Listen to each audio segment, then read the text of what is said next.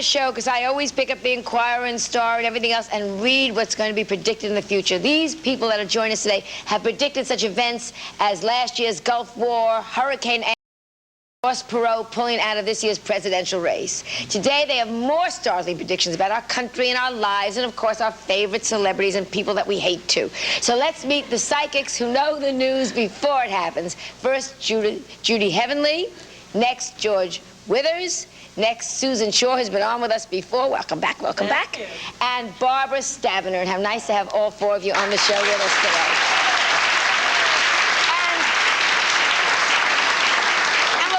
Lots of things, as we have the hour. But first, just off the top, I'll just go down the line with all of you. Your most startling prediction you've ever made?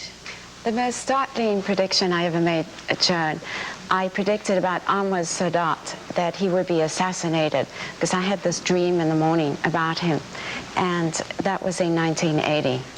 And did you call anybody about it, or just... They called me. They called you? The paper, because I had given that prediction to them. Okay, what about you? The most startling prediction I made was 3 Mile Island 1 year in advance. I predicted that Harrisburg and the surrounding area and the schools would be closed. And it happened a year later. 1 year later. That's... What about you, Susan? I predicted the Watts riot a year before it happened, when there was no riots. You know, this was back in the 60s, and there were no riots. And I predicted, even the area, Watts, and I said August, the whole thing, off by 1 year. But still... It happened because everyone was just laughing at me. At that time, I was seeing Elvis, and I went up there, and we were talking about, you know, something. And I said, my girlfriend and myself, we said we saw riots, and they looked at us like, sure, you know, like little green men landing here, you know, because there'd never been riots. And there it was. Yeah, there it was. Barbara, what's your most startling prediction? Two, because it was both frightening as well as alarming. One was the San Francisco earthquake in 1989, when I saw girders just flying in the air, and I was off by about 2 days. And the other was the Space Challenger.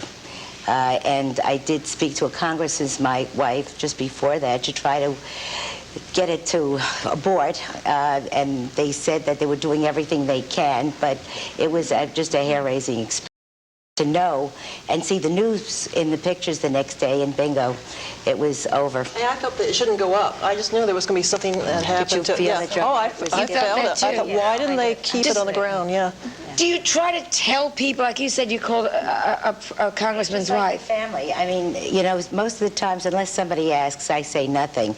You know when somebody invites you in to tell them something, especially people when they pay a salary or give you a check. Right. But basically, sometimes it's so overwhelming. You must say, don't fly someplace. That's right. If you know it's somebody that would heed the word.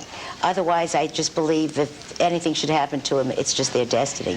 What if you're just walking down a street and you get a real vibe from someone like, don't fly today? Would you take it upon yourself to say, excuse me, I am a psychic and you should not fly today, or do you just keep walking? No, because that would encroach on the person's privacy, and they might think we're crazy. A really strong thing that means their death.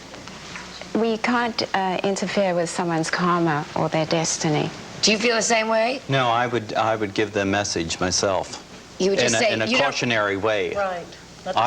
Not to scare them. But I'd say, please be advised. Could you change your flight or something like that? Right. If I'd get a strong impression. Really strong, yes. Yeah. Okay. When I first started out, I used to tell people, I thought it was my duty. We were taught that at the Beverly Hills Spiritualist Church, and it got to be like I was Typhoid Mary at work, because I'd say, oh, you're getting a divorce, and, you know, your son's going to have problems, you know, like, stay away. They would go indoors, and, you know, lock up down the hallway. Give me some startling predictions from any of you right now. I said this is the year of El Nino, which is the year of the winds. The year of the winds. Yes, so 1992 starts off the time of what we call tribulation, between 92 and 97. So this 92 starts off, and 93 will be winds, floods, earthquakes, and I'd rather not have it sound. I just want people to know that instead of using the word New Age, it's just a new planet burping that's ready to be born, and that's this place called Earth. And how long will that continue? Did you say 5 years? It's going to be big stuff till 97. Till 97. And once we get through that on every particular level, whether it's economical, political, environmental, and especially what's happening to the people with their feelings, it's going to do a number. Nobody's life is going to be the same, not ever, not once, ever again, to go back to 2-3 years ago. Well, don't you agree? I see Clinton being president, and I see George Bush suffering a heart attack, and that Dan Quayle could possibly be president for a couple of months in the interim. Definitely. So you mean in between the election and yeah, taking after the election, because he doesn't expect to lose, and he does have a health problem. I said that before in July, and he's going to suffer a heart attack. George is going, yes. I feel in October. It's he must be very careful now. It's likely to happen in October, I feel. That's right, for Bush. But I feel he'll win the election. You feel he'll win the election? I feel he will, but I also feel that he could resign before he gets these health problems. So, now what happens? You feel he will win, and you feel... See, I don't ever see him resigning. He's has such an ego problem. Yeah.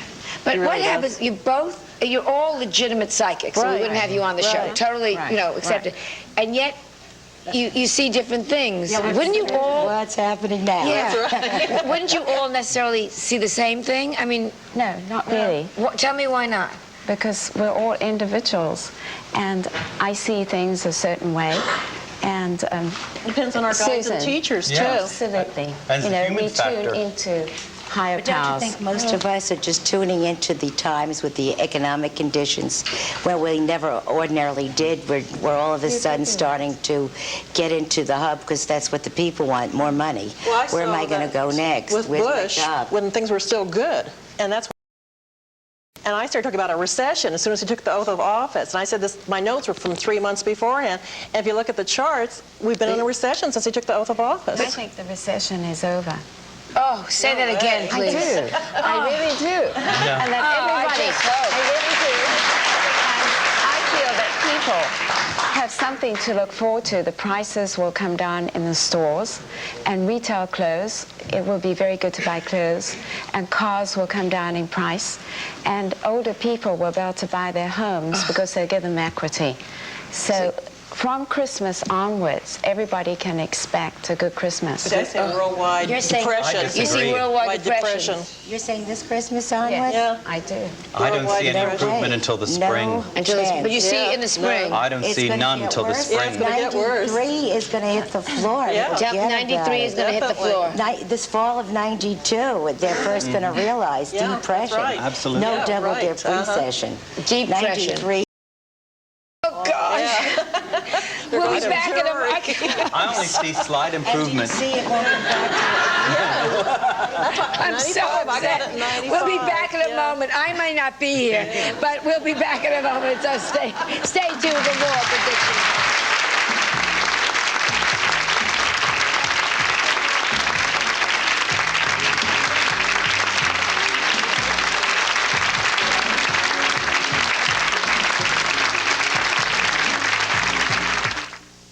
Oh, these cramps. Bloating. Your period can have many symptoms. I don't feel well. But ordinary pain relievers, even Tylenol and Advil, relieve only pain. No, my Maximum back strength multi-symptom Midol does much more. 2 sizes heavier. Midol helps it all go away. In Mrs. Houlihan's daycare center, there's an army of itty-bitty name prints, millions of germs, and one important can of Lysol disinfectant spray. It gets rid of germs on surfaces. That's important to Mrs. Houlihan for a lot of little reasons. Come on, Mrs. Houlihan. Take care with Lysol disinfectant spray. Presenting Mop and Glow. With a shine so bright, a shine so tough. Even Future and Bright can't beat Mop and Glow, even on no wax floors.